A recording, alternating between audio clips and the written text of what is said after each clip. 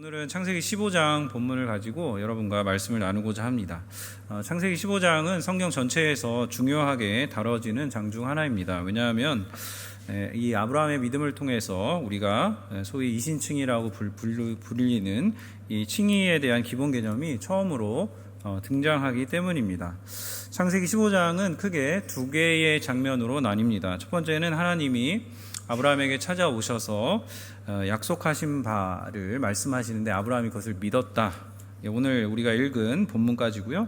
또 두 번째는 그 뒤에 이어지는 내용인데 하나님이 아브라함에게 약속하신 것을 맹세하시면서 아브라함과 하나님 사이의 언약을 체결하시는 내용입니다. 그래서 이 두 가지 내용을 믿음과 언약이라는 두 개의 단어로 표현할 수 있을 것 같습니다. 오늘 말씀을 통해서 믿음과 언약 사이의 관계를 생각해 보기를 원합니다. 본문의 15장 1절 시작을 보면 하나님이 아브라함에게 환상 중에 찾아오셨다 이렇게 기록되어 있습니다. 이후에 여호와의 말씀이 환상 중에 아브라함에게 임하여 이르시되, 이 여호와의 말씀이 임하였다 이런 표현은 보통 선지자들에게 쓰였던 표현입니다. 근데 선지자들이 활동하기 이전에도 이 표현이 아브라함에게 쓰이고 있습니다. 굉장히 특징적인 그런 구절입니다. 그래서 아브라함이 믿음의 조상으로 불리기도 하지만 이스라엘 역사상 처음으로 등장하는 선지자라고도 볼 수 있습니다. 창세기 20장 7절에서는 하나님이 아브라함을 선지자라고 명확하게 지칭하십니다. 이렇게 아브라함은 복의 통로로 큰 민족을 이루는 조상이 되기도 하지만 하나님의 사자로서의 역할도 부여받았다는 것을 알 수 있습니다. 그의 삶 자체가 가나안 땅에서 하나님의 살아계심을 선포하는 하나님의 선지자로서의 역할을 감당하고 있는 것입니다. 같은 원리로 보면 상하에 살고 있는 우리들도 선지자적인 역할을 맡은 자들입니다.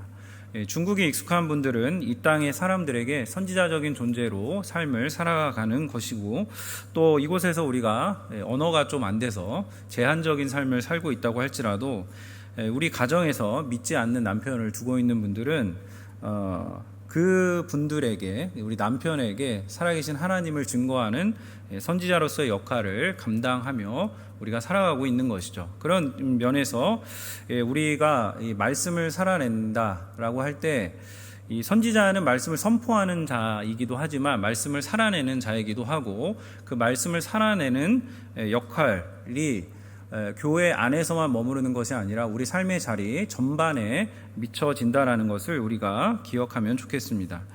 오늘 본문의 1절 하반절을 보시면 하나님이 아브라함에게 찾아오셔서 던진 첫 마디가 두려워하지 말라는 말씀입니다. 왜 하나님은 두려워하지 말라고 하셨을까요? 앞선 14장에서 본문에 이 아브라함이 고대 근동에 아주 그 강력한 그 연합군이었던 이 그돌라오멜로 대변되는 이 동쪽의 연합군을 상대로 전쟁에서 승리하고 룻을 되찾아오는 그런 일들이 있었습니다. 그래서 자기 조카 룻을 찾고 또 전리품을 가져왔지만 이 아브라함이 그 중에 아무것도 취하지 않는 그런 일들이 있습니다. 그 일이 있고 난 후에 오히려 아브라함의 그 속마음에는 이 동쪽의 연합군이 언젠가 다시 보복하러 오지 않을까, 그런 두려움이 있었을 것입니다. 그런 아브라함에게 하나님이 찾아오셔서 두려워하지 말라 말씀하는 것입니다. 그리고 이어서 하시는 말씀이 내가 너의 방패가 되고 내가 너의 상급이 되어주겠다 이런 말씀을 하십니다.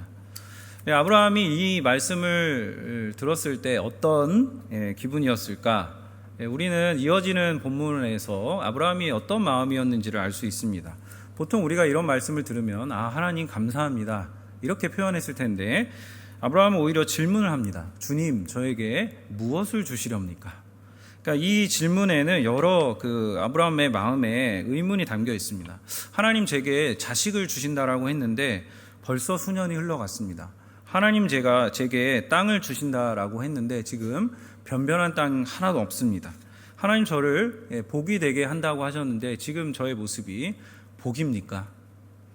그러니까 아브라함이 가나안 땅에 들어온 이후로부터 이런 질문들이 그의 마음속에 늘 따라다녔을 것입니다. 우리도 신앙생활 하다 보면 신앙생활 자체가 질문의 연속이라는 것을 어렵지 않게 경험할 수 있습니다.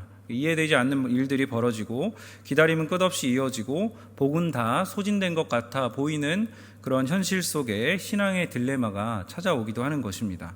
아브라함도 이런 신앙의 딜레마를 우리와 똑같이 경험한 사람입니다. 갈대아 우르를 떠난 이후로 그의 여정은 물음표와 같은 삶이었습니다. 가장 큰 물음표는 그에게 자식이 없다라는 것이었습니다. 하나님이 땅을 주시겠다, 복이 되게 하겠다, 아무리 많은 이 약속을 주신다고 할지라도 그에게 자식이 없다는 것은 다 소용없는 일이기 때문입니다. 그래서 아브라함이 투정을 부리듯이 내 상속자는 내 종 다메섹 사람 엘리에셀입니다, 이렇게 이야기를 합니다. 근데 하나님이 그것을 엘리에셀이 너의 상속자가 될 것이 아니라 너와 사레 사이에 태어날 그 아들, 그 태어날 자가 상속자가 될 것이라고 다시 한번 확실하게 말씀을 해 주십니다. 이렇게 하나님이 아브라함에게 말씀하신 후에 시청각 자료를 사용하시는데 그 시청각 자료가 바로 밤하늘의 별이었습니다. 쏟아질 것 같이 많은 별을 보여주시면서 네 자손이 나중에 이와 같이 많아질 것이다 말씀하신 것이죠. 이 말씀을 듣고 하나님은 그 아브라함이 하나님을 믿었다라고 성경이 기록하고 있습니다.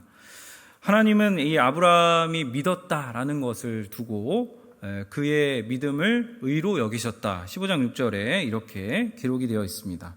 근데 여기서 의로 여겨주셨다, 이것은 무슨 뜻인가, 무슨 의미일까? 성경에서 의는 도덕적, 윤리적으로 바른 행동을 뜻합니다. 그런데 지금 아브라함이 하나님 앞에서 사실은 어떤 행동도 취하지 않았고 그저 하나님 말씀하신 것을 믿었을 뿐입니다. 그럼에도 불구하고 하나님이 아브라함의 이 믿은 것을 바른 행위처럼 여겨주셨다라는 것입니다. 이것을 통해서 우리가 이 믿음으로 의롭다 함을 받는 이신칭의의 이 중요한 개념이 시작된다, 여기서 시작되는구나 라는 것을 알 수 있는 것이죠. 하나님 앞에서의 의롭다함이라는 것은 행위나 행동으로 얻어지는 것이 아니라 우리가 그 성경 전체를 통해 볼 때 우리의 행위로 이루어질 수 없다는 것을 우리가 확인하게 되죠. 그래서 아브라함도 마찬가지로 오늘 이 약속을 받고 나서도 우리가 매일 성경 묵상한 대로 보면 아브라함이 여전히 또 실패하고 여전히 넘어지고 그런 모습을 보입니다. 그래서 아브라함의 믿음이 온전하지 않는데 그 온전하지 않음에도 불구하고 아브라함이 하나님의 말씀을 믿은 것을 가지고 하나님이 이 믿음을 바른 행위처럼 여겨주셨다라는 것입니다. 하나님이 이렇게 바른 행위처럼 그의 믿음을 여겨주시는 데는 중요한 이유가 있습니다. 왜냐하면 이 믿음의 조건이 아브라함에게 있는 것이 아니라 하나님께 있다라는 것을 하나님이 여기서 보여주고 계시기 때문입니다. 아브라함이 할 수 없는 것을 하나님은 그분의 능력으로 하시겠다라고 말씀하는 것입니다. 우리가 본문 읽으면서 좀 주의해야 하는 것은 그렇다고 해서 아브라함이 지금 여기 15장 6절에 나온 믿음이 믿음으로 구원받았다, 이렇게 연결하면 안 됩니다. 그냥 아브라함은 본문의 한정에서 보면 아브라함에게 하나님이 너에게 자식이 있을 것이다 말씀하시고 지금 자식이 생길 아무런 희망이 없음에도 불구하고 자식이 생길 것이다, 네 자손은 하늘의 별과 같이 많아질 것이다, 하나님 보여주신 이것을 아브라함이 믿었다, 이걸 믿은 것이지 구원과 관련된 어떤 믿음을 가졌다라는 것은 아닌 것이죠. 자, 이렇게 믿음의 조건이 아브라함이 아니라 하나님께 있다라는 것이 어디에서 증명되냐, 이 뒤에서 이어지는 하나님과 아브라함 사이의 언약에서 확인이 됩니다.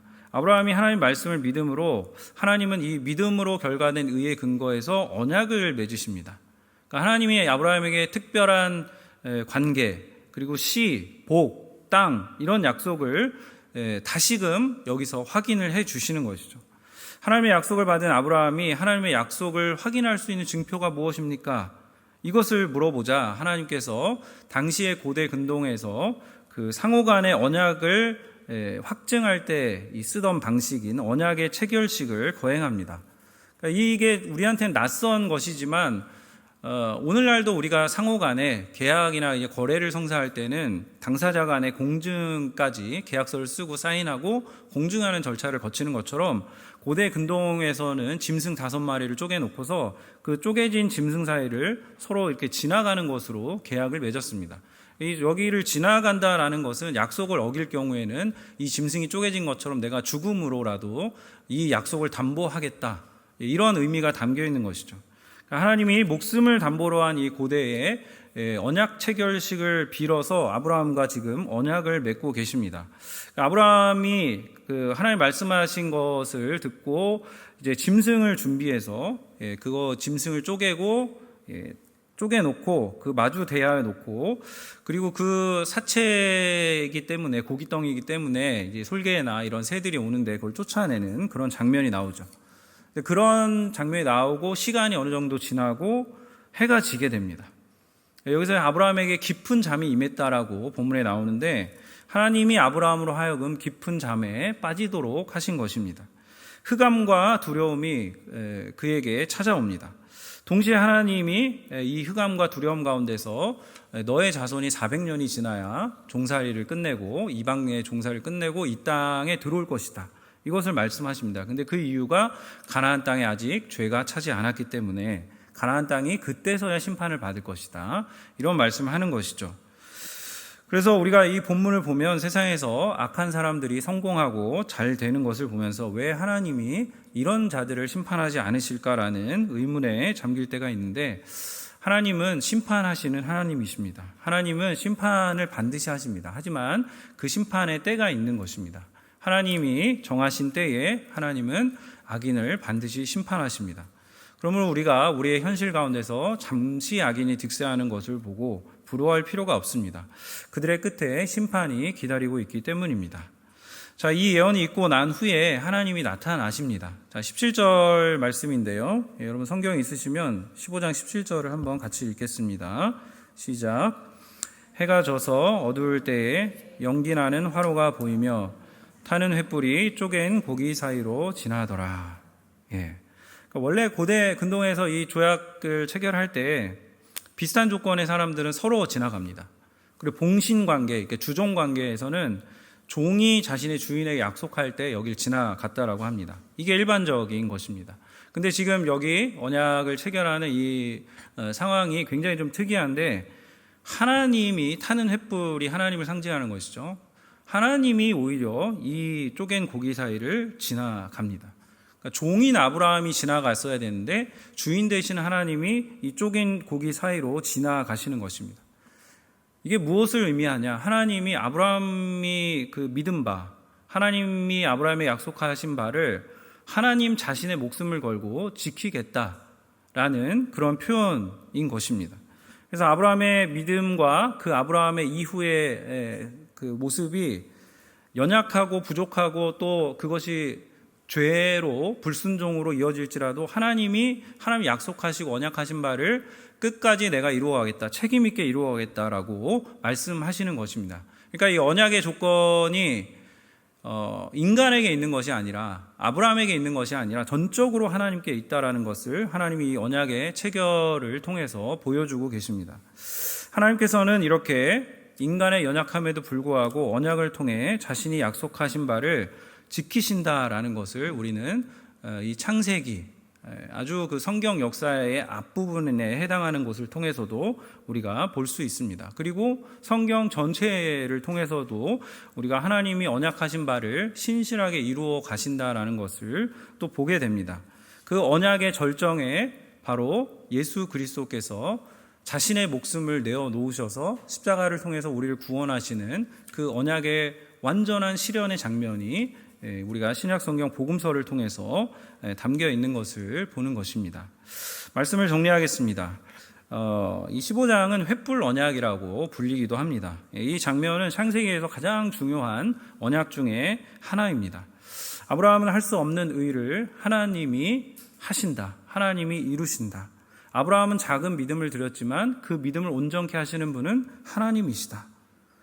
생각해보면 아브라함 당시의 이 다신교적인 배경에서, 아브라함이 갈대아 우르에서 원래 아마도 우상을 만들던 집안이었던 것으로 추정이 되는데, 그 다신교적인 세상에서 하나님의 부르심을 믿고 신뢰하고 떠나온 자체, 그리고 그 과정에서 약속이 전혀 실현되는 것 같이 보이지 않는 상황에서도 갈대아 우르에서도, 그리고 하란에서도, 지금 가나안 땅에 들어와서도 그 지역에 다 신들이 있단 말입니다. 그 사람들은 다 그 지역의 부족신을 믿었어요.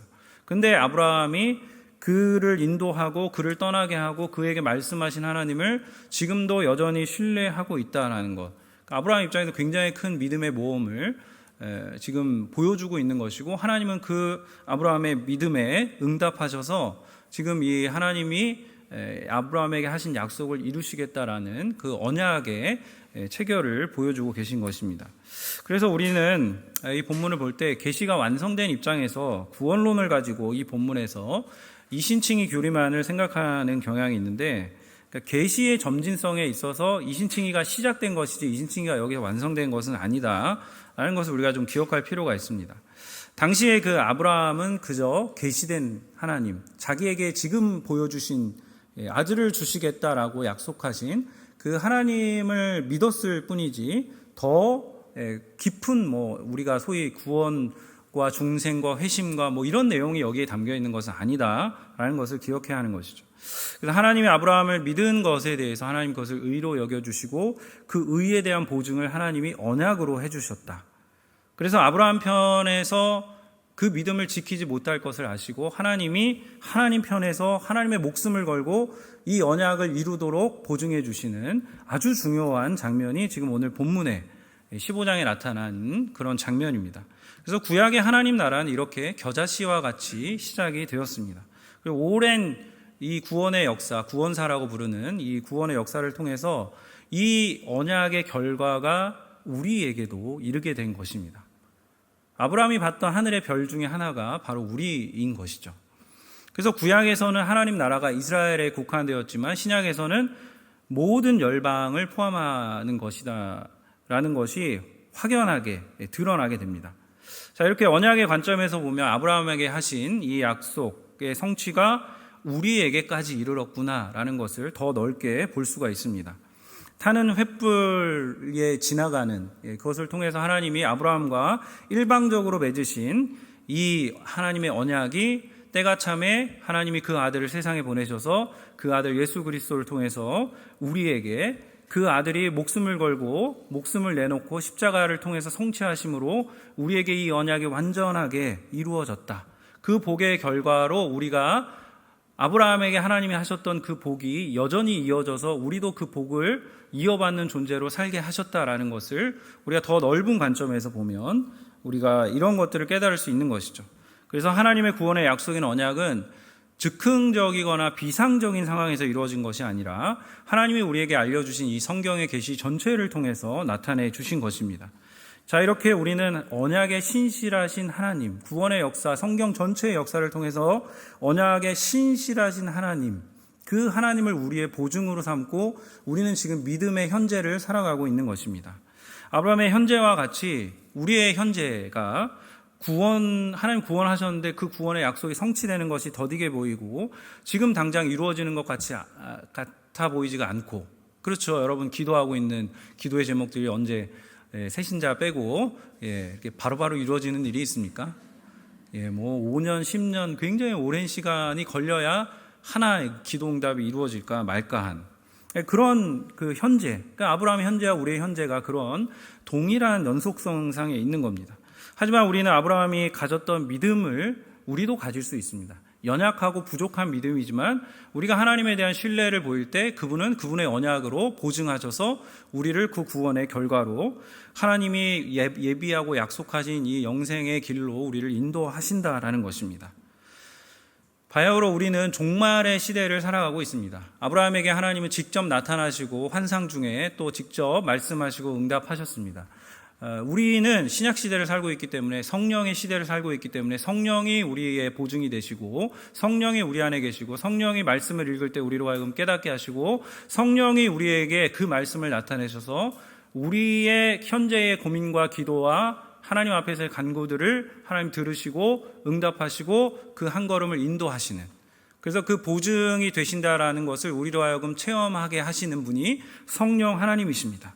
그러므로 여러분, 우리가 아무리 내 현재가 초라하고 믿음 없어 보이고 때로는 내가 정말 그 믿음 있는 자인가, 믿음이 있는 사람인가, 정말 내가 믿음의 길 걷고 있는가, 이런 회의가 든다고 할지라도 그 믿음, 연약한 믿음을 사용하셔서 그 연약한 믿음을 보시고 그 믿음을 보증하시는 성령이 우리의 보증이 되셔서 우리의 연약함을 덮어주시고 그 연약함을 덮으셔서 우리를 하나님의 구원의 그 완성까지 이끄실 것이다 라는 이 믿음을 우리가 끝까지 가지고 살아야 할 것입니다. 이 믿음과 언약의 관계를 기억하시고 믿고 순종할 때 우리를 끝까지 인도하시는 하나님을 신뢰하며 나아가는 모든 성도님들 되시기를 주님의 이름으로 축원드립니다.